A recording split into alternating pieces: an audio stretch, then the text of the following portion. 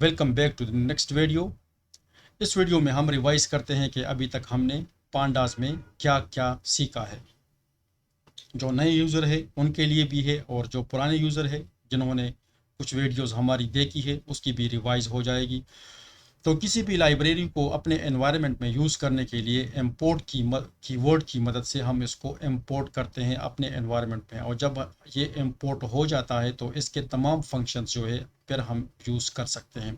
Environment यहाँ पर हम गूगल कोलैब की यूज़ कर रहे हैं। ये क्लाउड बेस्ड एनवायरनमेंट है और आपको 15 GB की फ्री स्पेस मिल जाती है यहाँ पर, और आपका जो प्रोग्राम्स होते हैं, जो आपकी कोडिंग होती है वो सेव रहते हैं और आप कहीं से भी कभी भी उसको यूज़ कर सकते हैं। तो मैं इसको इंपोर्ट करता हूँ pandas as P D. As P D का मतलब है कि जहाँ पर मैं पी डी लिखूँगा इसका मतलब होगा पांडास। और इसके अलावा नमपाई न्यूमेरिकल पैटर्न भी है, हम इसके कुछ फंक्शन यूज़ करेंगे तो इसको भी यहाँ पर मैंने साथ में इंपोर्ट किया है। पहला हमने यहाँ पर ये किया था कि एक डिक्शनरी बनाया था। ये पैटर्न की डिक्शनरी है और इसका जो आइटम है ये इसका एक आइटम है, और ये आइटम जो है की वैल्यू पेयर के हिसाब से होगा। यानी ये एप्पल जो है और मैंगो जो है ये इसके कीज़ है, और ये लिस्ट जो आप देख रहे हैं ये इसके वैल्यूज़ है। तो मैं पांडा का डेटा फ्रेम फंक्शन यूज़ कर रहा हूँ। डेटा फ्रेम फंक्शन की मदद से हम किसी डिक्शनरी से या लिस्ट ऑफ लिस्ट से भी हम डेटा फ्रेम बना सकते हैं। ये मैंने डिक्शनरी लिए है। अगर आपके पास अपना डेटा है और आप उससे डेटा फ्रेम बनाना चाहते हैं तो इस तरीके से आप उससे एक डिक्शनरी बनाए और उस डिक्शनरी को फिर आप डेटा फ्रेम के फंक्शन के अंदर एज एन आर्गूमेंट पास कर दें तो आपका डेटा फ्रेम जो है वो बन जाता है। यहाँ पर मैंने इसको दूसरा आर्गूमेंट इंडेक्स दिया है। अगर इंडेक्स आप नहीं देते तो पांडास ऑटोमेटिकली ज़ीरो से लेकर इसको इंडेक्स फराहम करता है। इसको हम चेक करते हैं तो ये हमारे इंडेक्स है, और ये एप्पल्स जो है हमारी डिक्शनरी की कीज़ है, और मैंगो भी की है, और ये जो है इसकी वैल्यूज़ है। लिस्ट से हम एक सीरीज़ बना सकते हैं। सीरीज़ एक कॉलम्स होता है बेसिकली, और डेटा फ्रेम जो है वो कम्बिनेशन ऑफ कॉलम्स एंड रोज़ होती है। तो पी टी डॉट सीरीज़ की मदद से ये पांडा का दूसरा फंक्शन है। सीरीज़ को बनाने के लिए पांडा डॉट सीरीज़ यूज़ करते हैं, और डेटा फ्रेम को बनाने के लिए पांडा यानी P D dot data frame use करते हैं, और इसको भी हम अपनी तरफ से इंडेक्सिंग देते हैं। ये तो बहुत सिंपल है, आसान है। अगर आपके पास अपना वैल्यूज़ है और आप उससे डेटा फ्रेम बनाना चाहते हैं तो आप इस तरीके से कर सकते हैं। यहाँ पर मैंने एक डेटा सेट जो है वो सेलेक्ट किया है। ये व्हीकल के बारे में है। आप kaggle.com पर जाए, वहाँ पर बहुत सारे डेटा सेट जो है आपको फ्रीली अवेलेबल है। आप किसी को भी यूज़ कर सकते हैं। डेटा सेट हमेशा इस तरह यूज़ कर ले जो आपका इंटरेस्टिंग हो, जिसमें आप इंटरेस्टेड हो वही डेटा सेट आप सेलेक्ट कर ले। दूसरी बात यहाँ पर यह है कि अगर किसी डेटा सेट के तमाम कॉलम्स आप नहीं जानते तो इसमें घबराने की कोई बात नहीं है, क्योंकि जब भी आप किसी डेटा सेट पर काम करेंगे तो या तो वो डेटा सेट आपको अपने बॉस ने दिया होगा, या अपने क्लाइंट ने दिया होगा, या किसी कंपनी ने आपको दिया होगा।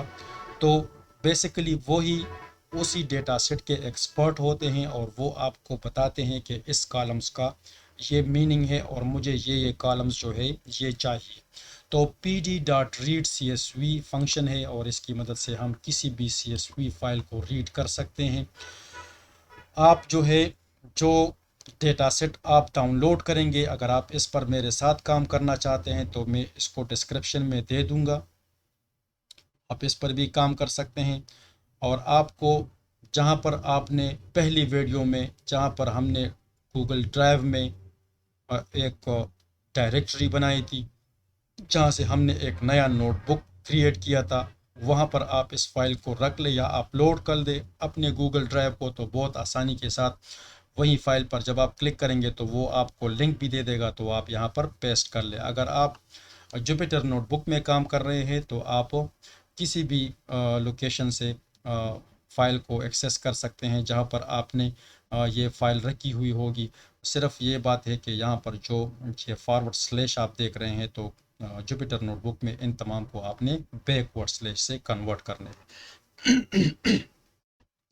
जनाब आगे बढ़ते हैं और बात करते हैं जो डेटा सेट हमने सेलेक्ट किया हुआ है। PDF में जो है हमारा ये फाइल है .csv, इसका मैं सिर्फ 2 रोज़ चेक करना चाहता हूँ, तो यहाँ पर मैंने 2 दिया है। .head फंक्शन है, इसमें अगर आप 5 रोज़ देखना चाहते हैं तो 5 दे, n रोज़ देखना चाहते हैं तो n दे, यानी आपकी मर्ज़ी है जितने रोज़ आप देखना चाहते हैं। मैं सिर्फ कॉलम्स के नाम देखना चाहता हूँ, तो इसलिए मैंने यहाँ पर 2 रोज़ जो है वो दिए हैं। और इस तरीके से यहाँ पर अगर आप देख लें तो ये मुझे कॉलम्स शो हो रहे हैं। एक प्रॉब्लम यहाँ पर ये है कि यहाँ पर कुछ कॉलम्स मुझे शो नहीं हो रहे और उसकी जगह मुझे ये डॉटेड नज़र आ रही है। इसको सॉल्व करने के लिए ये फंक्शन है कि pt.options.display.mix कॉलम्स आप यहाँ से सेट कर सकते हैं कि एट ए टाइम आपको कितने कॉलम चाहिए। यहाँ पर मैंने 50 कॉलम सेलेक्ट किए हैं और यहाँ पर आप मिनिमम रोज़ भी सेलेक्ट कर सकते हैं। बिल्कुल यही फंक्शन है, आप यहाँ पर .max कॉलम्स की बजाय मिनिमम कॉलम्स वगैरह के फंक्शन यूज़ कर सकते हैं जितना आपको रिक्वायर्ड है। अभी ये मुझे एट ए टाइम जो है वो 50 कॉलम्स जो है वो दिखाई दे रहे हैं और यहाँ से अभी मैं चेक कर सकता हूँ कि कौन से कॉलम्स जो है उनमें वैल्यूज़ हैं और कौन से कॉलम्स जो है वो नॉन वैल्यू के हैं या ज़ीरो वैल्यू के हैं। तो यहाँ पर आप इसको चेक कर सकते हैं। तमाम कॉलम्स को चेक करने के लिए tdf.columns में लिखूँगा और जब मैं इसको एग्जीक्यूट करूँगा तो जितने भी कॉलम्स है ये मुझे तमाम के तमाम डिस्प्ले हो जाएंगे कि मेरे इस डेटा सेट में ये कॉलम्स है। यहाँ से कॉलम सिलेक्शन की बात आती है। अक्सर यूज़र इस तरह करते हैं कि पूरा डेटा सेट उठा लेते हैं, उस पर काम करते हैं और फिर उससे वो कॉलम्स ड्रॉप कर लेते हैं जो उसको नहीं चाहिए। यहाँ से आपने रिक्वायर्ड कॉलम्स सेलेक्ट करने हैं जो आपके बॉस, आपके क्लाइंट, आपकी कंपनी आपसे चाहती है कि आप उसी पर काम कर ले या जो आपको यूज़फुल नज़र आ रही है। तो मैंने यहाँ पर, मैं व्हीकल का एक्सपर्ट तो नहीं हूँ लेकिन अपने हिसाब से मैंने कुछ कॉलम्स जो है वो यहाँ से उठाई है और इसकी मैंने यहाँ पर एक लिस्ट बनाई है और इसको मैंने कॉल्स का नाम दिया है DDF। और ये कॉल्स मैं यहाँ पर लगा लेता हूँ। जब इसको रन कर लेता हूँ तो जो कॉलम्स मैंने उठाए हैं सिर्फ वही कॉलम्स मुझे नज़र आ रहे हैं। इस पर भी मैं .head का फंक्शन जो है वो यूज़ कर सकता हूँ। यहाँ पर फॉर एग्जांपल मैं 5 रोज़ को चेक करना चाहता हूँ तो इस तरीके से मैं इसको एग्जीक्यूट कर सकता हूँ। अभी ये मुझे 5 रोज़ दिखाएंगे, ये आप देख सकते हैं। और यहाँ पर दूसरी जो बात है, जो इम्पोर्टेंट बात है वो ये है कि जब आपने कॉलम सेलेक्ट किए हैं तो इसके बाद आप उस कॉलम्स के डेटा टाइप चेक करेंगे। टी टाइप्स की मदद से हम इसके टाइप्स चेक करते हैं कि हमारा जो डेटा सेट है उसमें कौन से कॉलम्स किस टाइप के हैं। तो यहाँ पर सिटी 08 है, कॉम 08 है, ये इंटीजर 64 है, ये भी इंटीजर 64 है, ये भी इंटीजर है। कुछ फ्लोट्स है और कुछ ऑब्जेक्ट्स है। उमूमन जो मिसिंग वैल्यूज़ होती है वो फ्लोट में ही आपको नज़र आएगी। इसके बाद डिस्क्राइब का एक फंक्शन है जो हम इस पर अप्लाई कर रहे हैं और ये हमें बहुत सारी इंफॉर्मेशन फराहम करता है। आप इसको किसी भी डेटा सेट पर अप्लाई कर सकते हैं। सबसे पहले काउंट है, यानी 41,144 टोटल रोज़ है हमारे इस डेटा सेट में। तो सिटी का जो वैल्यूज़ है वो भी 41,144 है। इसका मतलब है कि सिटी 08 कॉलम से कोई एक वैल्यू भी मिस नहीं है और तमाम के तमाम वैल्यूज़ मौजूद है। इस तरह मैं अगर इस कॉलम की बात कर लूँ तो इसमें भी तमाम वैल्यूज़ मौजूद है। सिलेंडर्स में कुछ वैल्यूज़ मिस है, डिस्प्लेसमेंट में भी कुछ वैल्यूज़ मिस है। तो इसको आगे जाकर हम जो है हैंडल करेंगे। इस तरह इस कॉलम्स का सिटी का मीन जो है वो ये है, इसका स्टैंडर्ड डिविएशन सिटी कॉलम का ये है, कॉम 08 कॉलम का ये है और यहाँ पर मिनिमम वैल्यू और मैक्सिमम वैल्यूज़ भी आपको शो हो रही है। ये अगर आप यहाँ पर देख ले तो ये जस्ट 150 है, ये 136 है, ये 124 है। तो इंटीजर 64 एक ह्यूज डेटा टाइप है और ये पांडास जो है वो ऑटोमेटिकली असाइन करता है, जबकि हमारे इस कॉलम्स को जस्ट इंटीजर में भी ये हम इसको हैंडल कर सकते हैं। इसकी वैल्यू बहुत कम है तो हमारी बहुत सारी वैल्यू मेमोरी जो है वो वेस्ट हो रही है। इसको हम आगे जाकर फिक्स करेंगे। कोरिलेशन का बहुत इंपॉर्टेंट फंक्शन है जिसकी मदद से आप कोरिलेशन मालूम कर सकते हैं। कोरिलेशन बेसिकली दो वेरिएबल्स का एक दूसरे के ऊपर असरअंदाज होने का नाम कोरिलेशन है।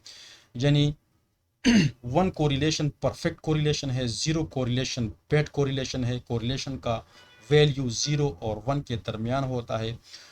जितना वैल्यू 1 के करीब होता जाएगा वो गुड कोरिलेशन होगी। फॉर एग्जांपल यहाँ पर CT08 और CT08 इसका तो 1 होगा ही, क्योंकि ये दोनों एक ही चीज़ है। लेकिन CT08 का और ये कंबाइन माइलेज का ये 0.9 है, तो ये एक स्ट्रांग कोरिलेशन है और ये एक दूसरे पर बहुत ज़्यादा असरअंदाज होने वाले हैं। कोरिलेशन का मतलब है कि अभी ये वेरिएबल जो है इस वेरिएबल पर कितना असरअंदाज होता है। तो जितना 1 के करीब होगा स्ट्रांग कोरिलेशन होगी, और इसको आर्टिफिशियल इंटेलिजेंस में मशीन लर्निंग में बहुत ज़्यादा यूज़ की जाती है। तो यहाँ पर आपको कोरिलेशन का पता चल रहा है और आपको ये भी पता चल रहा है कि कौन से कॉलम्स दूसरे कॉलम्स पर कितने डिपेंडेंट है। ओके जनाब, नेक्स्ट करते हैं। जब हम कॉलम्स हमने सेलेक्ट किए हैं, उसको हमने डिस्क्राइब किया, उसकी कोरिलेशन भी हमने मालूम की। नेक्स्ट काम जो है, हम इन कॉलम्स को परसेंटेज को चेक करना चाहते हैं कि इसमें कितनी परसेंट का डेटा मिस है।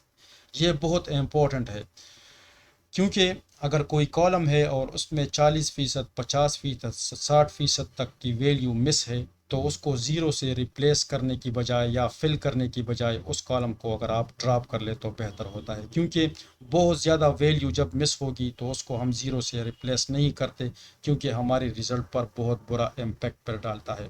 तो यहाँ पर आप देख सकते हैं कि सिटी में कोई भी वैल्यू मिस नहीं है, कंबाइन माइलेज में भी कोई वैल्यू मिस नहीं है, हाईवे में भी मिस नहीं है, सिलेंडर में 0.5% वैल्यू मिस है, डिस्प्लेसमेंट में 0.4% मिस है, ड्राइव में 2% मिस है, जबकि इंजन डिस्क्रिप्शन में 39% मिस है। तो इसको हम ज़रूर ड्रॉप करेंगे, इसकी वैल्यू को हम फिल नहीं करेंगे, इसके बहुत ज़्यादा परसेंटेज जो है ये मिस है।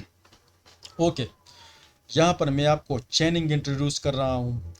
मैट हैरिसन एक बहुत बेहतरीन राइटर है, ये उसका स्टाइल है और ये मुझे बहुत ज़्यादा पसंद है, और इसके ज़रिए आप अपनी कोड को भी बहुत क्लीन रख सकते हैं। दूसरी बात यह है कि पांडास में हम जो भी वेरिएबल्स बनाते हैं, बेसिकली हम एक ऑब्जेक्ट क्रिएट करते हैं, और हमें दानिस्ता या गैर दानिस्ता तौर पर हम अपने एनवायरनमेंट को बहुत ज़्यादा पोल्यूट करते हैं, हम बहुत ज़्यादा ऑब्जेक्ट्स बनाते हैं और हमें पता ही नहीं चलता।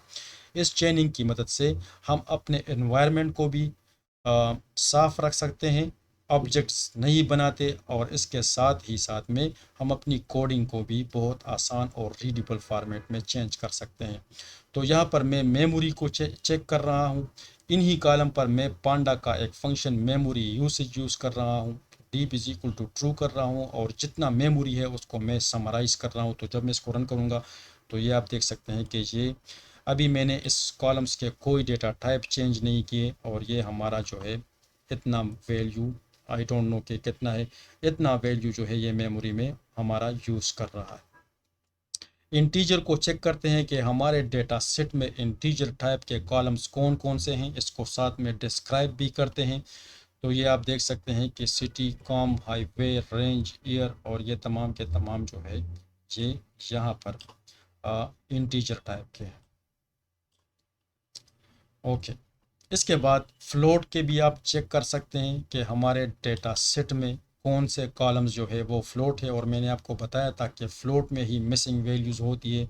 तो यहाँ पर आप देख सकते हैं कि टोटल रोज़ हमारे पास 41,000 समथिंग है, और यहाँ पर 40,000 है, तो इससे कुछ वैल्यूज़ मिस है। इस तरह डिस्प्लेसमेंट से भी मिस है, क्योंकि ये फ्लोट है तो इससे कुछ वैल्यूज़ मिस है। इसकी मीन्स ये है स्टैंडर्ड डिविएशन, मिनिमम वैल्यू और मैक्सिमम वैल्यू। तो इसको हम इंटीजर में कन्वर्ट करेंगे। नमपाई के कुछ फंक्शन यूज़ करते हैं। नमपाई के फंक्शन की मदद से ये np है, तो जहाँ पर np होगा उसका मतलब नमपाई होगा। तो आई इन्फो इंटीजर इन्फो, और इसके बारे में हम इंफॉर्मेशन लेते हैं कि हमारा इंटीजर जो है वो कितने बाइट या कितना वैल्यू जो है वो स्टोर कर सकता है। इससे यू हटा लेता हूँ, और सबसे पहले मैं इंटीजर 8 को चेक करता हूँ। तो इंटीजर 8 जो है वो -128 से 127 तक की वैल्यू स्टोर कर सकता है। अगर यहाँ पर मैं इसको अनसाइंड कर दूँ, यानी इसकी जो वैल्यू है ये नेगेटिव और पॉजिटिव में इक्वली डिवाइड हो जाती है। जब मैं इसको अनसाइंड करूँगा तो तमाम मेमोरी जो है वो पॉजिटिव के लिए रिज़र्व हो जाएगी। यहाँ पर 0 से लेकर 255 तक की वैल्यू मैं इसमें स्टोर कर सकता हूँ। यहाँ पर आप देख सकते हैं 16 है और 8 है, यहाँ पर, तो ये बहुत आसानी के साथ इंटीजर 8 जो है ये हैंडल कर सकता है। इस तरीके से आप फ्लोट को भी चेक कर सकते हैं। यहाँ पर इंटीजर 8 है, इंटीजर 8 है, यहाँ पर इंटीजर 16, इंटीजर 16 भी आप चेक कर सकते हैं। यहाँ पर मैं इंटीजर 16 भी चेक कर सकता हूँ। ये आप देख सकते हैं, इसको अगर आप यहाँ पर यू लगा दे तो ये आपको अनसाइंड इंटीजर 16 की रेंज बताएगा कि कितना वैल्यू हैंडल कर सकता है। इस तरीके से आप यहाँ पर 32 भी कर सकते हैं और 64 भी कर सकते हैं। इसको आप खुद जो है वो एक्सप्लोर कर दें। यहाँ पर मैं ऑब्जेक्ट्स को चेक कर रहा हूँ कि मेरे डेटा सेट में ऑब्जेक्ट्स कौन कौन से कॉलम्स है, और ये हमारे तमाम ऑब्जेक्ट्स है जो कि यहाँ पर मुझे शो हो रहे हैं। ये तमाम कॉलम्स ऑब्जेक्ट टाइप के कॉलम्स हैं। इसके बाद जो इम्पोर्टेंट काम है वो कॉलम्स को रीनेम करना। कुछ कॉलम्स में स्पेस होते हैं, कुछ कॉलम्स जो है वो जो डेटाबेस बनाते हैं, जो डेटा सेट बनाते हैं, वो अपने हिसाब से इसको नाम देते हैं। तो कुछ नाम आपको जो है वो यहाँ पर कुछ नाम आपको सही समझ नहीं आएगी, तो आप कॉलम्स के नेम जो है वो बिल्कुल इसी तरीके से मैंने डॉट रीनेम का फंक्शन यूज़ किया है और कॉलम्स को मैंने यहाँ पर एक डिक्शनरी की सूरत में दिया। तो यहाँ पर एक डिक्शनरी है, ये आप देख सकते हैं, ये मेरा कॉलम का नाम है और मैं इसको इस नाम के साथ चेंज करना चाहता हूँ। ये मेरा कॉलम का नाम है और मैं इसको इस नाम से चेंज करना चाहता हूँ। तो ये एक डिक्शनरी है बिल्कुल। यहाँ पर कॉल्स है, रीनेम है, रीनेम का फंक्शन है और इसकी मदद से हम कॉलम्स के नेम को चेंज कर सकते हैं। इस तरीके से हम टाइप भी चेंज कर सकते हैं। जिस तरह मैंने आपको बता दिया है कि पांडास जो है वो बाय डिफ़ॉल्ट इंटीजर 64 की मेमोरी असाइन करता है, जो कि बहुत ह्यूज मेमोरी है, और हमारे बहुत सारे कॉलम्स इस तरह होते हैं जो कि इससे कम डेटा टाइप्स में समा सकते हैं। तो इसलिए हम यानी सिटी 08 को हम इंटीजर 16 में कन्वर्ट करते हैं, कंबाइन माइलेज को भी इंटीजर 16 में कन्वर्ट करते हैं, हाईवे को इंटीजर 8 में, CO2 को इंटीजर 16 में, इसमें आप इसको कन्वर्ट कर सकते हैं। तो हमारी मेमोरी जो है वो बहुत ज़्यादा कम यूज़ होने वाली है। जब मैं इसकी डेटा टाइप को चेंज कर दूँ तो यहाँ पर तकरीबन आधा का आधा मेमोरी मैंने बचा लिया है। यहाँ 21 है, जबकि यहाँ ऊपर जो है वो यहाँ पर 22 है।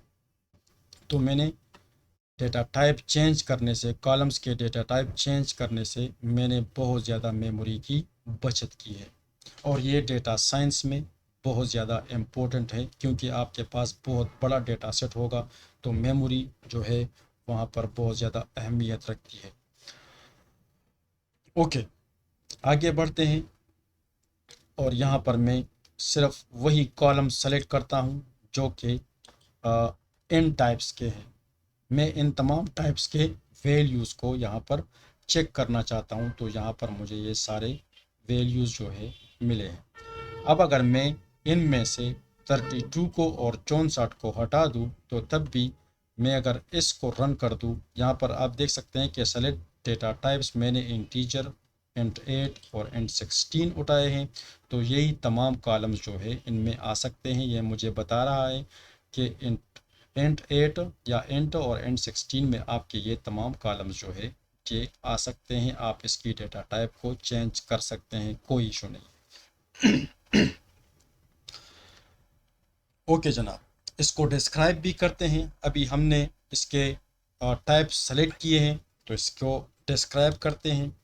तो डिस्क्राइब का फंक्शन चेनिंग मेथड की मदद से हम इस पर इस तरीके से अप्लाई कर सकते हैं। और ये वही डिस्क्राइब का फंक्शन है जो हमने पहले डिस्कस किया। आपको वैल्यूज़ दिखाएगा, मीन दिखाएगा, standard deviation, minimum value, maximum value जो है वो आपको यहाँ पर शो कर देगा। इस तरह आप फ्लोट को भी चेक कर सकते हैं।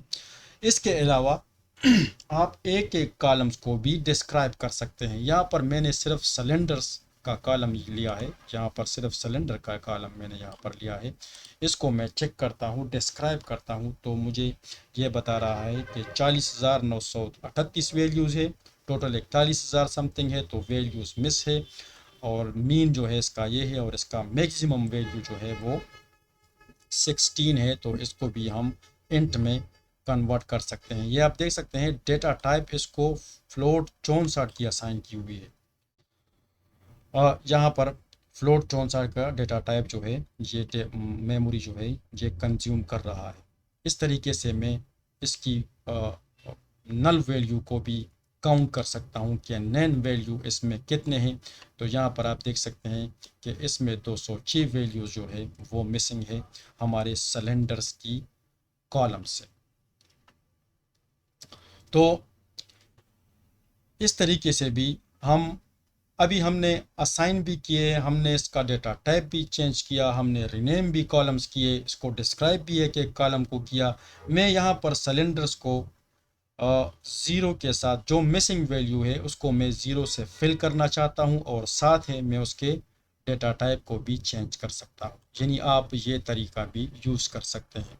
आप अलग अलग इसके डेटा टाइप चेंज कर दे, उसके बाद इसको ज़ीरो से फिल कर दे, या अगर आप चाहे तो आप इस तरीके से इसको फिल भी कर दे और साथ में आप इसका डेटा टाइप भी जो है एस टाइप की मदद से, इस फंक्शन की मदद से डेटा टाइप भी चेंज कर सकते हैं। और इसके बाद डिस्प्लेसमेंट का एक फंक्शन है मेरे पास और यहाँ पर मैं ddf.display यानी ये कॉलम है और इसको भी मैं ज़ीरो से फिल कर रहा हूँ, जबकि यहाँ पर मैंने इसकी डेटा टाइप को जो है वो चेंज नहीं की है। इसके अलावा मैं कैटेगरी का एक टाइप है उसको भी मैं चेंज कर सकता हूँ, यानी इंटीजर या इंट 32, 16, इंट 8 या इंट। इसके अलावा एक हमारे पास पांडास देता है जिसको कैटेगरी बोलते हैं। और कैटेगरी में आपको पता है जो डेटा होता है, कुछ कॉलम्स जो कैटेगरी वाइज होते हैं। फॉर एग्जांपल यहाँ पर मॉडल है या यहाँ पर ड्राइव है, तो ये कैटेगरी वाइज हम चेंज कर सकते हैं। कुछ जो है वो ऑटोमेटिक कार्स है, कुछ मैनुअल कार्स है, तो इस कॉलम को मैं कैटेगरी में भी चेंज कर सकता हूं। और इसको हम इसी तरीके से, यानी ड्राइव को सबसे पहले मैं अदर से फिल करता हूं क्योंकि ये कैटेगरी टाइप में मैं इसको चेंज करना चाहता हूं और इसके साथ ही मैं इसको कैटेगरी में चेंज कर रहा हूं। और उसको मैं फिल जो कर रहा हूं मैं ज़ीरो से या 1 से या किसी दूसरे वैल्यू से नहीं, बल्कि यहाँ पर मैं जस्ट अदर दूंगा और इसको कैटेगरी में मैं चेंज कर दूंगा। चेनिंग की ये खासियत है कि अभी आप यहाँ पर देख ले तो मैंने जस्ट ttf और कॉलम्स लिए हैं। जब मैं इसको एग्जीक्यूट करता हूँ तो ये मुझे इस तरीके से अपना डेटा सेट दे रहा है। यहाँ पर मैं इसको अनकमेंट करता हूँ, फिर इसको रन करते हैं तो जो नेम्स है सबसे पहले उसको हम चेंज करते हैं। तो हमारे नेम्स आप देख सकते हैं सिटी 08 से सिटी और काम 08 से कंबाइन माइलेज और इस तरीके से चेंज हो गए हैं। इसके बाद मैं इसके डेटा टाइप को चेंज करना चाहता हूँ, इसको मैं अनकमेंट करूँगा। ये भी देख सकते हैं आप कि ये भी एक डिक्शनरी की तरह है। यहाँ पर की है, यहाँ पर वैल्यू है, यहाँ पर कॉलम है और यहाँ पर वैल्यू की जगह जिस डेटा टाइप में आप इसको कन्वर्ट करना चाहते हैं। तो चेनिंग का ये फ़ायदा है कि आप एक एक लाइन को इस तरीके से एग्जीक्यूट कर सकते हैं और आपको डिबगिंग में भी बहुत आसानी होगी। यहाँ पर मैंने सिलेंडर्स को ज़ीरो से फिल भी किया, साथ ही इसको मैंने इंट 8 का डेटा टाइप भी असाइन कर दिया और डिस्प्लेसमेंट को है उसको मैंने जस्ट ज़ीरो से यहाँ पर फिल किया जो वैल्यू यहाँ पर मिस है। और इसके साथ ही अभी मैं इसको डिस्क्राइब भी कर सकता हूँ। तो आप देख सकते हैं कि मैंने इसको बहुत आसानी के साथ डिस्क्राइब भी कर दिया है। ये चेनिंग का बेसिक फ़ायदा है।